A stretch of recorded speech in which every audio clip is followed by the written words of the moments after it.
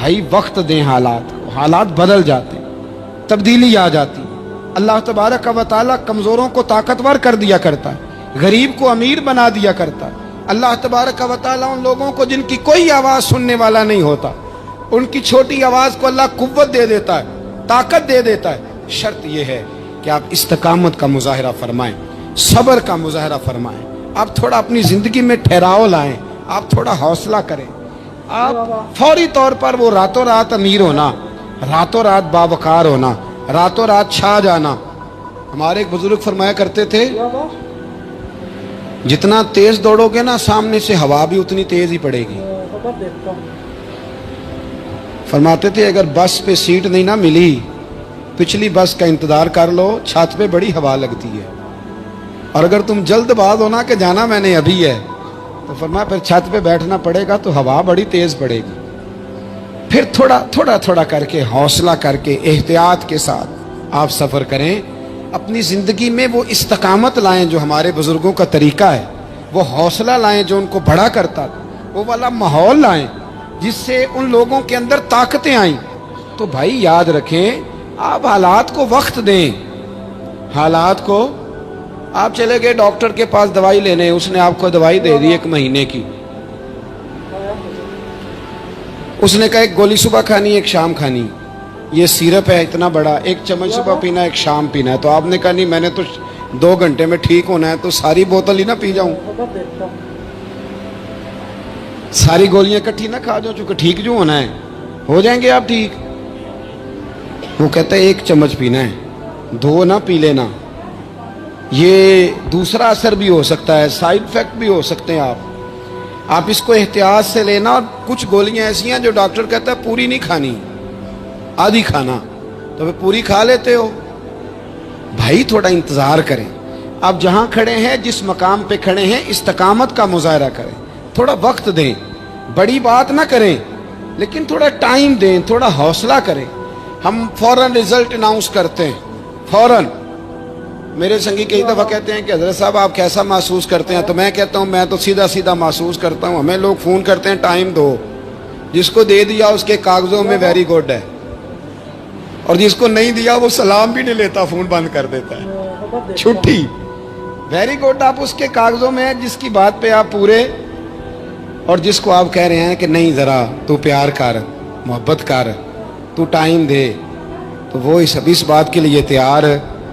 تو آپ صبر کریں، آپ حوصلہ کریں، آپ جس سٹیٹس میں، اور زندگی میں یاد رکھیں جتنا کوئی آپ کو اونچی اور بڑی جگہ پہ بیٹھا نظر آئے گا نا، اتنا زیادہ آزمائش کا شکار ہوگا وہ شخص۔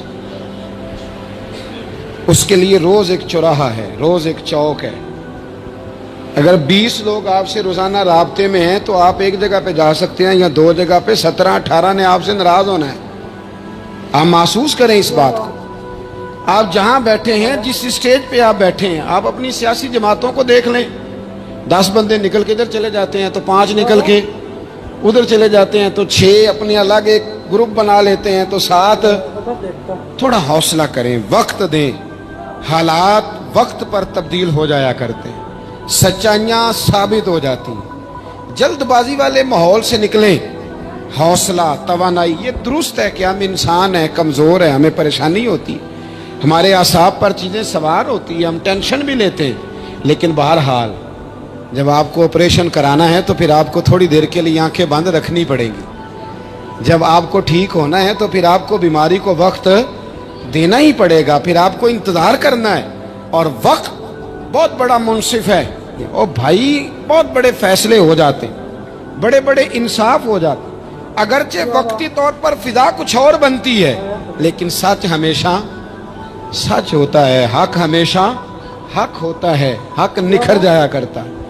بہت سارے جھوٹ اور پراپوگنڈے کے بیچ میں سے سچ میں طاقت ہوتی ہے، وہ خود اپنی قوتیں بنا کے بیچ میں سے اڑ جایا کرتا ہے، اور اڑ کے وہ چھا جایا کرتا ہے، اس کے اندر قوت ہوتی ہے، ہمت ہوتی ہے۔ وقت دیں، حالات ٹائم دیں، آپ دیکھیں کتنی جلدی حالات بدلتے ہیں۔ بڑا نام ہے امام احمد بن حنبل کا، بڑا تذکرہ ہے، بڑا کچھ ہے۔ پتہ ہے آپ کو کہ امام احمد بن حنبل کتنا عرصہ جیل میں رہے ہیں؟ इमाम साहब को इतने दुर्रे मारे जाते थे कि जब आपका कुर्ता उतारा जाता था तो उससे खून नुचड़ रहा होता था। आज हम मुस्नद इमाम अहमद बिन हंबल एसी वाले कमरे में बैठ के पढ़ते हैं, और जब हम उसका हवाला दे रहे होते हैं तो हम कह रहे होते हैं, तो पता है मैं कितना बड़ा आदमी हूँ, 14 जिल्दों की किताब में से हवाला दे रहा हूँ। उस बंदे से पूछो जिसने लिखी है, उससे पूछो जिसने ये कमाल किया है। और इतना बड़ा आदमी और सच्चा बादशाह मार रहा है। एक दिन उसने ताना भी दिया, कहने लगा अहमद बिन हंबल, मुझे भी पता है आप ठीक हैं और आपको भी पता है आप ठीक हैं, जुल्म हो रहा है, ज्यादती हो रही है, पर लोग आपकी सपोर्ट क्यों नहीं कर रहे? दुनिया आपके पीछे क्यों नहीं चल रही? कोई आपके साथ क्यों नहीं आ रहा? तो इमाम अहमद बिन हंबल कहने लगे, इतना ही काफी नहीं कि तू मेरे ऊपर जुल्म करके भी मुझे सच्चाई कह रहा है, ये मेरी जीत काफी नहीं। और फरमाया अगर तूने रिजल्ट देखना हुआ ना तो तेरा और मेरा रिजल्ट जनाजे वाले दिन निकलेगा।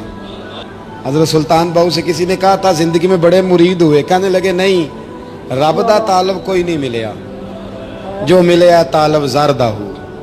आए हैं लोग तवीज़ धागा लेने, रब दा तालब कोई ना मिले, जो मिले तालब ज़रदा। वो लेने आए थे तावीज़, हमने भी देख के भेज दिया, बात खत्म हो गई। शाह बकीउद्दीन इब्ने मखलद के उस्ताद फरमाने लगे कि बेटा तेरा ज़रफ़ बड़ा है और मेरा इल्म थोड़ा है, अगर तूने सही तरह पढ़ना है तो बगदाद इमाम अहमद बिन हंबल के पास चला जा, सही तरह पढ़, फिर वो तेरी तिश्नगी ख़त्म करेंगे, तेरी प्यास बुझा देंगे, चला जा। कहते मैं कश्ती में बैठा आने के लिए, रास्ते में तूफान आ गया, कश्ती को जाना कहीं और था, चली कहीं और गई। एक जजीरे पे हम उतरे। फरमाते हैं कि वहाँ पैसे वैसे भी ख़त्म हो गए, पत्ते खा के गुजारा करना पड़ा। बगदाद की सिमत का तयन करके पता करके उस तरफ मैं चलने लगा पैदल। हमारा बच्चा माशाल्लाह से जो अब्बा जी से पूरे पैसे लेके जाता है ना पढ़ने के लिए, उसका भी पूरा प्रेशर होता है अब्बा जी के, आपको पता नहीं मैं पढ़ाई कर रहा हूँ, हालांकि बाद में पैसे सारे अपने अकाउंट में जमा कराता है, अब्बा जी को देता, लेकिन प्रेशर क्रिएट करता है कि मैं तालीम हासिल कर रहा हूँ आपके हुक्म पर, लिहाजा आप मेरा एहसान माने, माज़अल्लाह था। कहते मैं तयन करके बगदाद की सिमत चलने लगा, शहर बगदाद की ये निशानी। कहते मैं जा रहा हूँ उस सिमत, पत्ते भी खाने पड़े रास्ते में, 1.5 महीना लगा तो मैं बगदाद पहुंचा। अब मैंने लोगों से पूछा कि इमाम अहमद बिन हंबल का मदरसा कहाँ है? जब मैंने कहा ना इमाम अहमद बिन हंबल, तो एक ज़माने में नाम बजता था, डंका बजता था। आज जेल में जब कहा ना इमाम अहमद बिन हंबल, तो जिससे पूछा कहने लगा चुप कर जा, उनका जिक्र ना करना। तो उनका नाम लेता है जेल ही जाता है, उनका ना नाम लेना, खबरदार। कहते मैंने कहा क्या हुआ? का बादशाह मुखालिफ हो गया, इमाम साहब का दारुल उलूम तो बंद हो गया, वो तो घर में कैद हैं। तवज्जो है मेरी बात पर? ये ज़ौक़ अगर स्टूडेंट का बनता है ना, तो उस्ताद पढ़ाने वाला ना भी ना हो तो वो उस्ताद के सीने से इल्म खींच लिया करता है, खींच लिया करता है।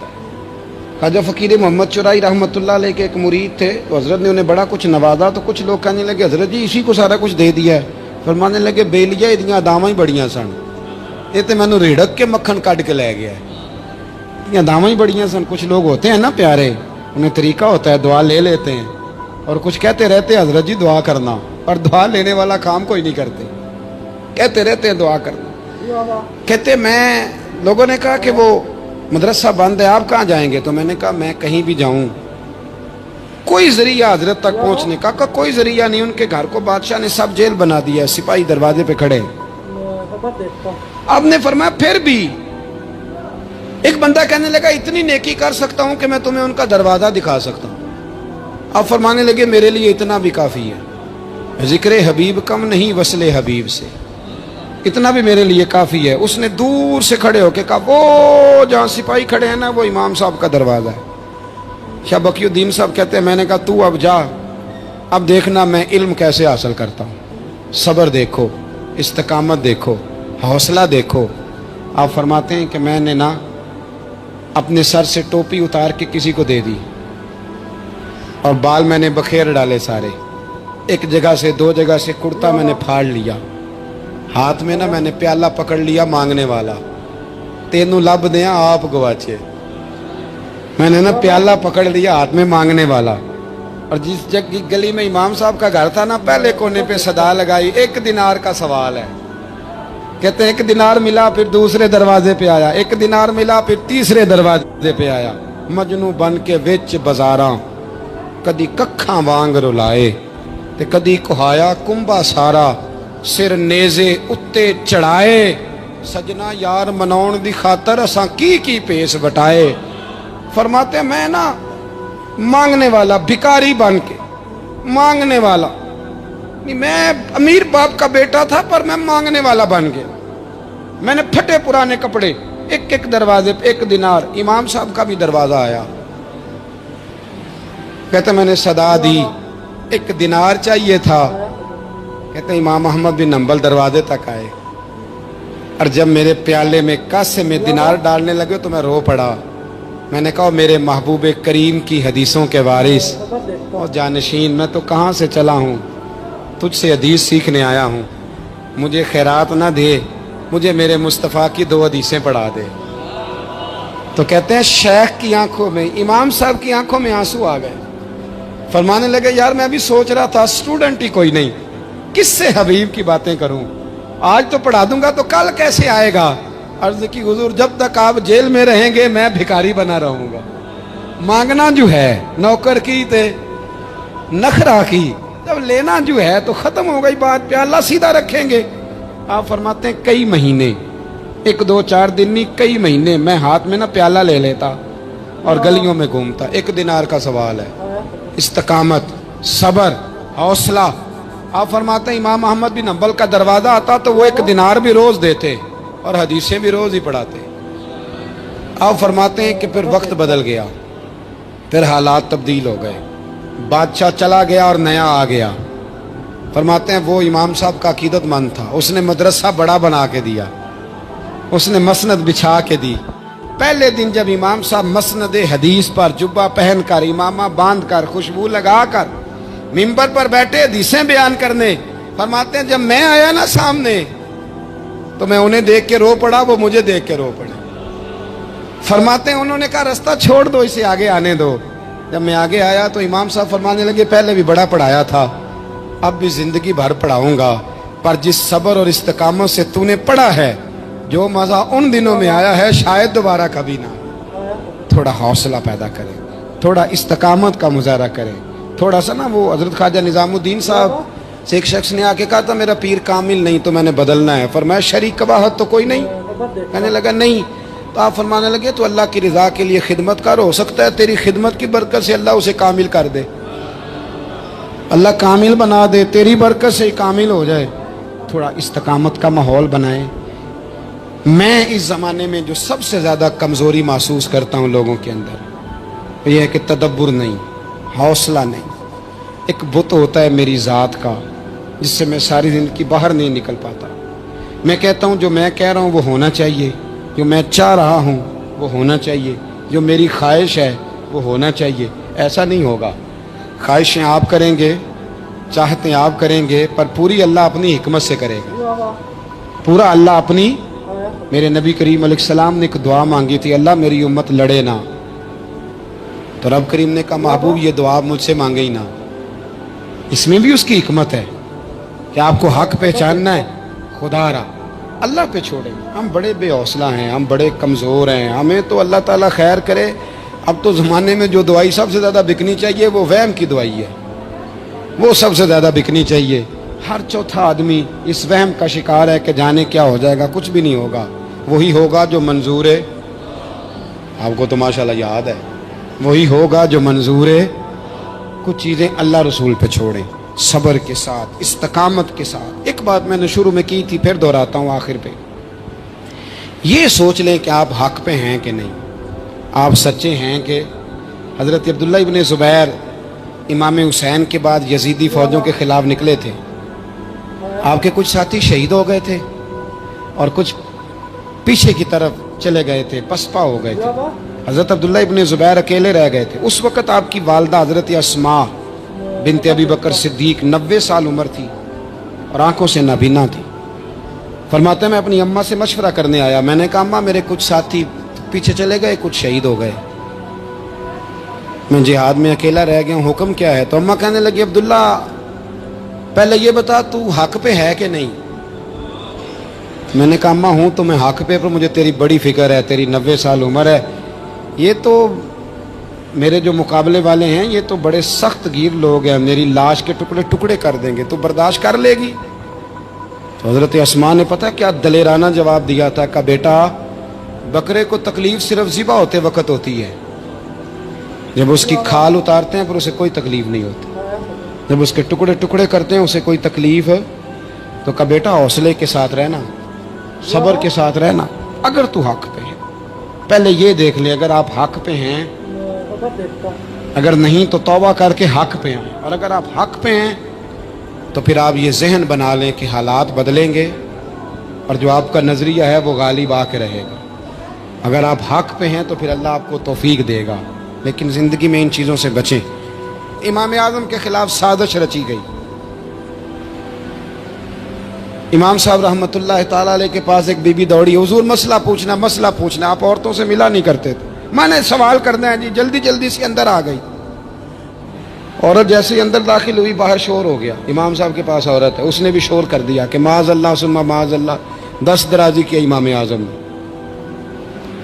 لوگ امام صاحب سے کہنے لگے، اب پراپوگنڈا ہو گیا، سارے شہر میں بات پھیل گئی، حضور آپ جواب دیں، آپ بھی کو بات کریں۔ فرمانے لگے کیا جواب دوں، بی بی اکیلا تھا، میں اندر آئی ہے، باہر شور ہوا ہے، عورت کہہ رہی ہے میں اکیلا تھا، میں جواب دوں بھی تو میری گواہی کون دے گا، میرے ساتھ کھڑا کون ہوگا، اس وقت کون ہے اٹھ کے کہے گا کہ نہیں نہیں ایسی بات کوئی نہیں، یہ تو ماحول تو اور رخ اختیار کر گیا، تو حضور اب کیا کرنا ہے؟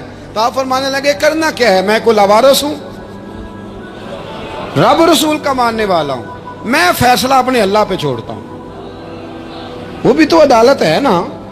مصیبت یہ ہے کہ میں اور آپ سارے فیصلے خود کرنا چاہتے ہیں، حالانکہ خود کچھ فیصلے چھوڑ دینے چاہیے، وہی ہو تو بہتر ہے۔ فرمایا اللہ رسول پہ چھوڑتا ہوں، ختم ہو گئی بات، اب میں دلیل دوں گا بھی تو میری سنے گا کون؟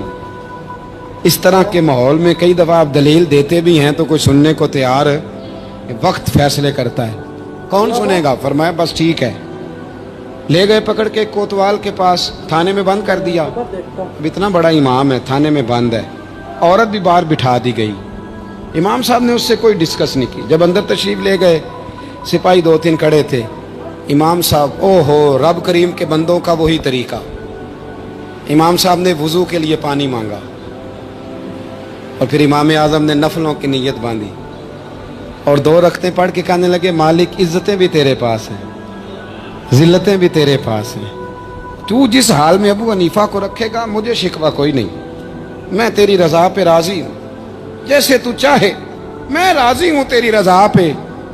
امام صاحب دعا مانگ رہے تھے تو آنسو ہاتھوں پہ گر رہے تھے، آنا کبھی مصلی بھی آباد کریں، آنا کبھی دنیا کو تو دکھڑے بڑے سنا لیے، آنا 2 رکعتیں پڑھ کے روئیں رب کی بارگاہ میں، محبوب کا وسیلہ پیش کریں، آنا اسے بھی تو منائیں۔ امام صاحب کے آنسو گرنے لگے، سپاہی بھی پریشان تھے، وہ بی بی نہ خود ہی اٹھی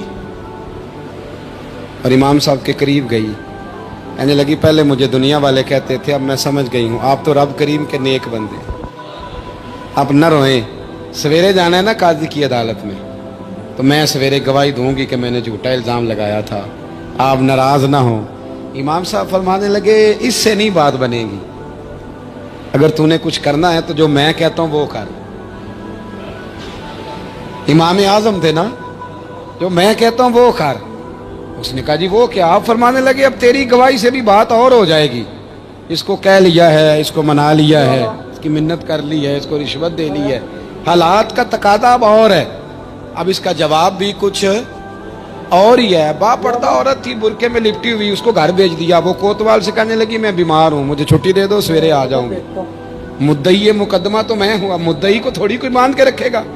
خاتون گھر چلی گئی، صبح قاضی کی عدالت میں مقدمہ لگا، امام صاحب رحمت اللہ علیہ کٹہرے میں کھڑے ہیں، یار بڑا مشکل ہوتا ہے معزز آدمی کا کٹہرے میں کھڑا ہونا، لیکن مخلوق تو فنکار ہے، اس درجہ کے پل بھر میں یہ سنگے در کعبہ سے بھی اسنام تراشے، تم کون ہو کیا چیز ہے داغے کبابی، لوگوں نے تو مریم پہ بھی الزام تراشے۔ یہ نہیں نا باز آتے لوگ، پھر مرضی ہے نا، ہونا کٹہرے میں کھڑا ہونا پڑ ہی جاتا ہے۔ کٹہرے میں کھڑے ہیں امام اعظم، تو قاضی پوچھتا ہے اب کی بڑی قدر ہے، بڑی اہمیت ہے، تو آپ اس عورت کے بارے میں کیا کہتے ہیں؟ تو امام صاحب فرمانے لگے یہ جو کہہ رہی ہے اس سے پوچھ لیں۔ تو خود خاتون کہنے لگی میرا امام صاحب سے تعلق ہے۔ آپ فرمانے لگے ٹھیک کہتی ہے۔ ساری بھری عدالت سب لوگ حیران، حضرت تعلق ہے؟ فرمایا ہاں۔ کس طرح؟ فرمانے لگے میری بیوی ہے، زوجہ میری اہلیہ ہے۔ جناب کس طرح؟ فرمایا محلے کی بیویاں بلا لو، اس کے ابا کو بلا لو، چہرہ دکھا لو۔ وہ سارے لوگ جمع ہو گئے، چہرہ کھول کے دیکھا تو امام صاحب کی زوجہ تھی۔ امام صاحب نے اس خاتون کو کہہ کے بھیجا تھا کہ یہی برقع میری بیوی کو دے کے سویرے بھیج دینا، یہی والا برقع جو تو نے پہنا ہے، اب گھر جا اور میری اہلیہ کو یہ برقع دے کے بھیج دینا۔ وہ برقع دے کے اس نے بھیج دیا۔ جب امام صاحب رحمت اللہ علیہ کی اہلیہ ثابت ہو گئی کہ یہ تو امام صاحب کی اہلیہ ہیں جو کھڑی ہیں، اب وہ جو سازش رچنے والے تھے وہ دائیں بائیں دیکھ رہے تھے۔ تو امام صاحب نے ایک بات کی جو بڑی شاندار ہے، فرمایا تدبیریں تم نے بھی کی تھی، پر جو تدبیر میرا رب فرماتا ہے نا، جو تدبیر میرا، فرمایا یہ ابو حنیفہ کی تدبیر نہیں، یہ تدبیر میرے اللہ کی ہے جو اس نے مجھے عطا فرمائی، مجھے سجھائی۔ اب قاضی صاحب نے حکم دیا کہ جتنے لوگوں نے الزام لگایا ہے وہ سارے معافی مانگیں، وہ آئیں جس نے بات کی۔ بھائی وقت کو دیکھیں، فیصلے اللہ کے حوالے کریں۔ ہم لوگوں نے جھگڑے کر کر کے، دلائل دے دے کے، بحث کر کر کے معاملات کو اتنا الجھا لیا ہے۔ آپ یقین کریں ایک ایک خاندان کی 15 میٹنگیں اور پنچایتیں ہو جاتی ہیں، پر رزلٹ صفر ہے۔ وہ جی وہ فلاں چودھری صاحب اس کے ساتھ مل گئے تھے، فلاں آدمی ادھر چلا گیا تھا۔ آپ تھوڑا وقت دیں، صبر کریں، استقامت کا مظاہرہ کریں۔ آپ دیکھیں حالات کس کروٹ بیٹھتے ہیں۔ کئی دفعہ صلح کی پیشکش کی جناب ابو سفیان کو، لیکن وہ مانتے نہیں تھے۔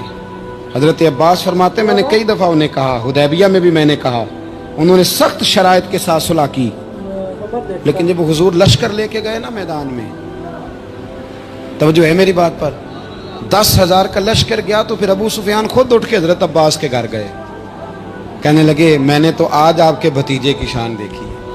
تو حضرت عباس کہنے لگے ابھی بھی وہیں کھڑے ہو، یہ بھتیجے کی شان نہیں، یہ اللہ کے محبوب کی شان ہے، یہ رسول کائنات کی شان ہے صلی اللہ علیہ۔ تو کہا اب میں صلح کرنا چاہتا ہوں، اب میری صلح کرا دو۔ وہاں بھی حضور نے یہ نہیں فرمایا جب ہم کہتے تھے تو کیوں نہیں آتا تھا، جب ہم معاہدات کرنا چاہتے تھے تو کیوں نہیں آتا تھا۔ میرے محبوب نے عزت دے دی، فرمایا تیرے ساتھ بھی صلح ہے، تجھے بھی معافی ہے، اور جو تیرے گھر میں داخل ہو جائے گا اسے بھی معافی ہے۔ ختم ہو گئی بات۔